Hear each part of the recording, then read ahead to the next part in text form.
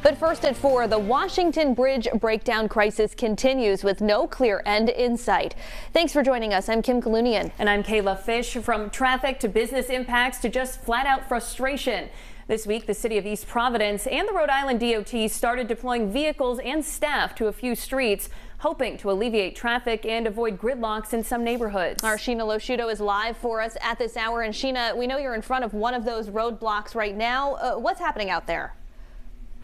Well, this is Freeborn Avenue behind me here in East Providence. It leads to an entrance to 195, but it's not the only area around here that's seeing roadblocks and traffic. Those who live by the Henderson Bridge are also fed up.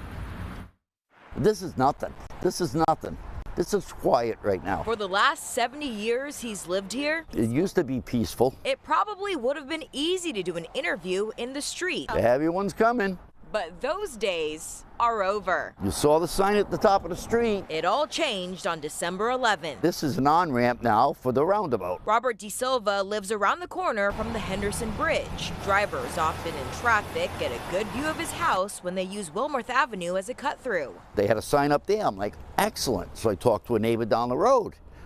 I says, well, how's the traffic been today? Has it, He goes, no, it hasn't changed a bit. As of Monday, DeSilva says this sign stating that the street is only open for local traffic has been up. Backed up right to about here. But he says it's not working. Rush hour, morning and afternoon, you'll get the story of your life, I'm telling you. Congested side streets, one of the many complaints city and state leaders have been hearing over and over since the closure of the Washington Bridge, which was now 50 days ago. We had over seven or eight huge Christmas parties cancel during that time, which is huge. This is, what we have to stay open. Leaving at least 2 East Providence business owners calling on top officials to do more, frustrated with their experience so far after turning to the SBA for help. We need help, and it turns out to run a business, that means money.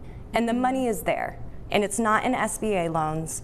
It should have happened immediately with acknowledging there was a state emergency. That is something that we asked directly. Why isn't there more pressure for this? This is clearly an emergency. And coming up new at 5 o'clock tonight on 12 News, I'll focus a bit more on those 2 business owners and why they're really hoping that state and local officials will hear them and really listen. And Sheena, we know you're in contact with several agencies at this point. Are there any resources that we can help share? Well, first off, I want to point out that I did reach out to the governor's office about this today with the specifics on this story, and I have not heard back just yet. However, there are 2 SBA recovery centers set up right now because of the Washington Bridge closure. One of them is at East Providence City Hall. However, like those business owners mentioned to us in our story, they're really hoping that more can be done here. All right, our Sheena Losciuto live for us in East Providence. Sheena, thank you. We begin at 5 with the latest on the Washington Bridge breakdown and the impact it's having on local businesses. Thank you for joining us. I'm Mike Montecalvo. And I'm Shannon Heggie. Natalie Van Lingham put every penny into her dream of opening her own bar, and only for the Washington Bridge to shut down a few months later, causing detrimental domino effects for her business. 50 days later, she's calling for state leaders to hear her concerns and actually listen. Sheena Losciuto introduces us to 2 East Providence business owners as she continues covering the bridge breakdown for us. Well, we've been talking to a lot of business owners throughout all of this. The biggest thing for a lot of them, they know this is really not their fault. There is nothing they could have done to prevent all of this. That's why they're really hoping to get more help, not just for them, but for all of the business owners that are impacted.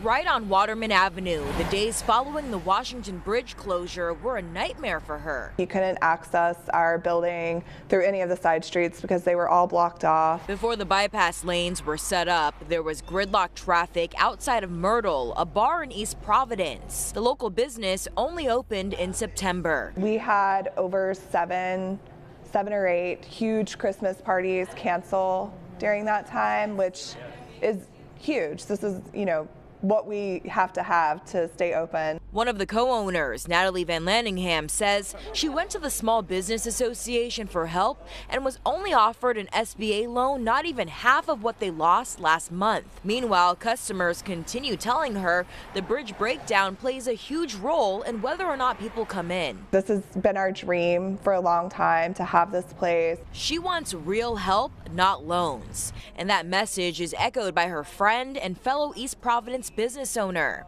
It was in like the most important 2 weeks financially of my very small business.